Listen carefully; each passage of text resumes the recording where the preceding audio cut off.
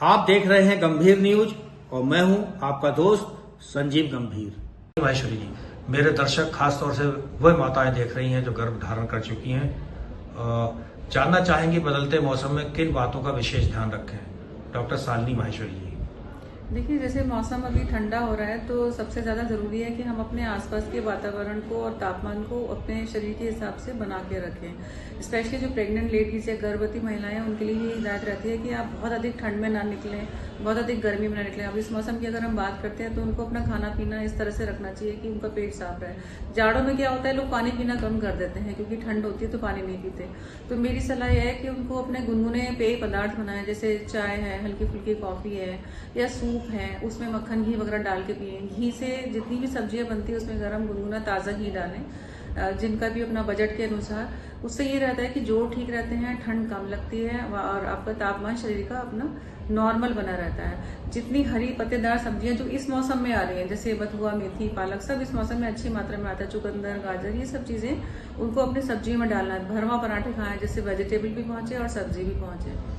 ये नहीं करना चाहिए कि पानी कम पीना, पूरे दिन में 1 गिलास पानी पीते हैं, फिर उनको कब्ज हो जाता है, फिर उससे निपटने के लिए दवाई लिखनी पड़ती है। तो बेहतर है अपनी जितना भी आपका जो खान पान है, जो थाली है, उसमें अपनी सब्जियों की मात्रा बढ़ा लें, दालों की मात्रा बढ़ा लें। और अब तो तिल आने लग गया है तो गजक डालें, उसमें गुड़ वाली गजक ज्यादा डालें, इसलिए कि जाड़े आ रहे हैं तो बहुत चीनी से बनी हुई चीजें गरम गरम नहीं खानी है। गजक में गुड़ होती है, गुड़ भी बहुत फायदा करता है, और मूंगफली की भी गजक आती है, और तिल उसमें बहुत ही फायदा करता है, जोड़ों के लिए भी, हार्ट के लिए भी और पेट के लिए भी फायदा करता है। तो खान पान का बहुत ध्यान रखें।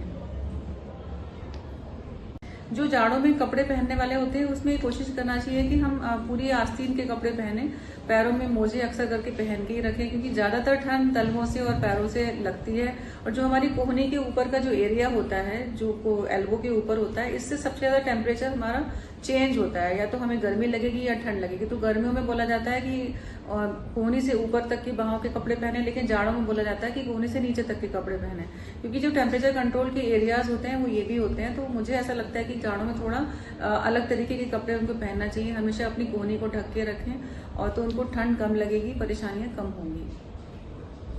डॉक्टर माहेश्वरी, किशोरियों के अंदर भी कुछ प्रिकॉशन रखा जाए जिससे कि खासतौर सर्वाइकल कैंसर ऐसे ना हो, कौन से टीके हैं वो जिन्हें सलाह देना चाहेंगे?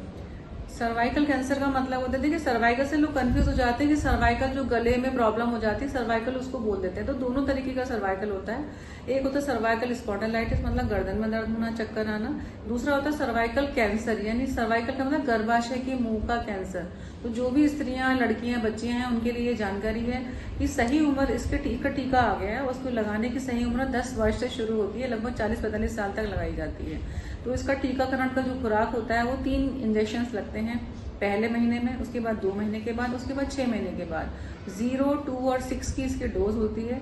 तो ये सब जगह अवेलेबल है, और अपने आप किसी भी डॉक्टर, जो भी नजदीकी डॉक्टर से आप बात करिए, अपने टीकाकरण को करवाइए। ये बचाव का सिर्फ एक ही तरीका है, एक ही प्रकार का कैंसर है जिसका टीका बना है। कोई और दूसरा कैंसर का टीका अभी तक नहीं बना है। तो मुझे लगता है कि पूरे लड़कियों को अवेयर होना चाहिए, उनकी माओ को, उनके पिताओं को अवेयर होना चाहिए, और इसके लिए अपना बजट निकाल के रखना चाहिए। ये टीका थोड़ा महंगा है, करीबन 3-3.5 हजार रुपये का पड़ता है, तो करीबन 10,000 रुपये का खर्चा तो आता ही आता है, लेकिन ये बहुत ही आवश्यक है। उसकी खुराक होती है 0, 2 और 6। तो बच्चों को, जिन को भी ये सुनने को है, तो वो अपना जागृत हों। और सर्वाइकल स्पॉन्डिलाइटिस पे भी बोल देती हूँ, जो लड़कियां हैं या नौजवान किशोर हैं वो भी आजकल बहुत मोबाइल देखते हैं। मुझे लगता है 8-8 घंटे तक मोबाइल देखते हैं, पढ़ाई करते हैं, उससे अपनी जानकारी भी प्राप्त करते हैं, ज्ञान भी प्राप्त करते हैं, स्टडीज भी उस पर चल रही हैं। लेकिन अपना जो भी मोबाइल है बहुत ज्यादा नीचे अगर देखेंगे तो सर्वाइकल स्पॉन्डिलाइटिस की प्रॉब्लम होगी, जिसको ठीक करना बहुत मुश्किल होता है। स्टिफ नेक की प्रॉब्लम आ रही है, जिससे आपकी हेल्थ पूरी की पूरी इन्वॉल्व होती है। तो अपना आपका जो भी लैपटॉप है, मोबाइल है या आईपैड है, उसको थोड़ा ऊंचाई पे रखिए, अपनी कुर्सी नीचे रखिए। आपका गर्दन थोड़ा स्ट्रेट होना चाहिए, अदरवाइज प्रोफेशनल हैजार्ड के रूप में आपको सर्वाइकल स्पॉन्डिलाइटिस की प्रॉब्लम हो सकती है। और छोटे बच्चों में होती है तो इसका फिर ये जिंदगी भर के लिए स्टिफनेस हो जाती है। तो दोनों बातों मैंने आपको बताया। देखने वाला अभी भी ग्रामीण क्षेत्रों में अवेयरनेस का अभाव कहें या आर्थिक संकट की बेटियों की शादी 17-18 साल की उम्र में कर देते हैं, मेडिकल साइंस क्या कहता है? देखिए, मेडिकली तो किसी भी लड़की का विकास 21 साल से पहले तो नहीं हो पाता है। हालांकि भारतवर्ष में इसकी उम्र 18 साल के बाद कही गई है, लेकिन फिर भी मुझे लगता है कि शादी की उम्र 21 साल पर ही माता पिता को सोचना चाहिए। उसमें दो फायदे हैं। एक तो संपूर्ण शारीरिक विकास हो जाता है, जिससे बाद में उसका महीना सेट हो जाता है, अच्छी क्वालिटी का अंडा बनता है, तो गर्भपात के चांसेस कम होते हैं। दूसरा, बच्चेदानी पूरा आकार पकड़ लेती है, तब भी गर्भपात के चांसेस कम होते हैं। अगर उससे पहले करेंगे तो गर्भपात बहुत ज्यादा होता है, अच्छे प्रकार की प्रेगनेंसी नहीं मिलती है, बच्चों में विकार होने की संभावना रहती है। दूसरी बात, मानसिक विकास भी कम होता है। ये एक ऐसी प्रक्रिया है जो उम्र पे आने के बाद ही परिपक्व होता है। शरीर का परिपक्व होना और मस्तिष्क का परिपक्व होना दोनों ही बहुत जरूरी है। अगर आप किसी परिवार में जा रहे हैं तो आप मानसिक रूप से भी परिपक्व और समझदार होना बहुत जरूरी है, और ऊपर से बच्चे हो जाए तो उनको पढ़ाने के लिए, पालने के लिए भी समझ होना बहुत जरूरी है। तो हर तरीके से देखा जाए तो 21 साल के बाद ही बच्चों की शादी करना चाहिए, लड़कियों की शादी करना चाहिए मतलब। और उसमें एक फायदा और भी है, अगर आप उस बच्ची पे ध्यान देंगे तो 21 साल तक उसका कोई ना कोई ऐसा पढ़ाई का कोर्स भी हो जाएगा जिससे वो स्वावलंबी हो जाएगी, अपने पैरों पे खड़ी होकर अपना कोई ना कोई काम कर सकती है और अपने परिवार की भी हेल्प कर सकती है। अगर वो कोई काम करती है तो उसके परिवार की भी हेल्प होती है। अगर कुछ अर्न करती है, कमाती है पैसे को, और उसका आत्मविश्वास भी बढ़ता है। तो समग्र रूप से देखा जाए तो शादी की उम्र जल्दी ना करें। 17-18 साल की उम्र, ये तो काम निपटाना हुआ कि बेटी को 17-18 साल जब लड़का मिला और जल्दी से मिला और उसको विदा कर दिया, बाद में वो परेशानियों से घिर जाती है। अगर आप कच्ची उम्र की लड़की की शादी करें तो शरीर से परेशान होगी, मन से भी परेशान होगी। तो उसमें कभी कभी मैंने देखा आपराधिक प्रवृत्ति भी आ जाती है। अगर उसको अच्छे तरह से एटमॉस्फेयर नहीं मिलता और उसकी उम्र अभी पढ़ने की, खेलने की, खाने की थी, पापा मम्मी के पास रहने की, वो कहीं और चले गई, किसी और पापा मम्मी को पाल रही, उनकी सेवा कर रही है, उसकी उम्र इसकी नहीं थी, तो उसके मानसिक विकास की तरफ भी ध्यान देना चाहिए। उसको भी लड़कियों को समझने की बड़ी जरूरत है।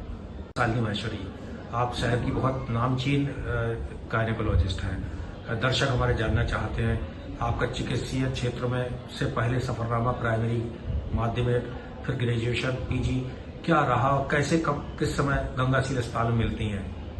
देखिए, मेरा जन्म उझानी नाम के छोटे से कस्बे में हुआ था जो बदायूं के पास है। बदायूं और कचला के बीच में पड़ता है। उझानी नाम का शहर शायद सब लोग जानते हो। वहीं मैं जन्म हुआ, वहीं मैं पली और बड़ी, और 12वीं तक की शिक्षा मैंने वहीं पे प्राप्त की थी। और हमने मॉन्टेसरी स्कूल में 5वीं तक पढ़ाई करी। उस समय मॉन्टेसरी स्कूल होते थे उस कस्बे में। फिर जो मैंने पढ़ाई करी है उस जमाने में हमने कोएड स्कूल हमारे लिए बनाया गया, जिसमें 12-13 लड़कियां थी जिनको हमने साइंस मीडियम से पढ़ने का मौका मिला। तो पूरे शहर ने, पूरे अध्यापकों ने बड़ा हेल्प करी। 12वीं के बाद मेरा सिलेक्शन हो गया तुरंत मेडिकल में CPMT के द्वारा, तो आगरा में MBBS की पढ़ाई करी। MBBS के बाद फिर कौन सा सन रहा होगा वो? 92 बैच से मेरा, यस। तो 92 बैच मेरा था उसका MBBS का। उसके बाद फिर MS ऑब्स्टेट्रिक एंड गायनेकोलॉजी मतलब स्त्री एवं प्रसूति रोग में MS किया। फिर शादी होके हम यहाँ पर 2000 में मेरी शादी हो गई। तो 2000 से लेकर के 2007 तक शील नर्सिंग होम में बैठती थी जो मटकी चौकी आलमगीरीगंज में है। 2007 में ये गंगाशील अस्पताल बना, तब से मैं यहाँ पे काम करती हूँ, सेवाएं देती हूँ और आनंद लेती हूँ। प्रशासनिक पद आपके पास, जिम्मेदारी भी तो है कुछ? हाँ, जिम्मेदारी तो है। प्रशासनिक डायरेक्टर है क्या? हाँ, मैं यहाँ की मैनेजिंग डायरेक्टर हूँ और देखती हूँ। क्या मिलने का समय रहेगा मैम? मैं यहाँ पर जनरली 11 से 3 बैठती हूँ, लेकिन अगर ज़्यादा भीड़ होती है तो थोड़ा सा देर भी 4 भी बज जाते हैं। अदरवाइज 11 से 3 मैं सारे पेशेंट्स देखती हूँ, उसके आगे पीछे अपना प्रशासनिक कार्य करती हूँ।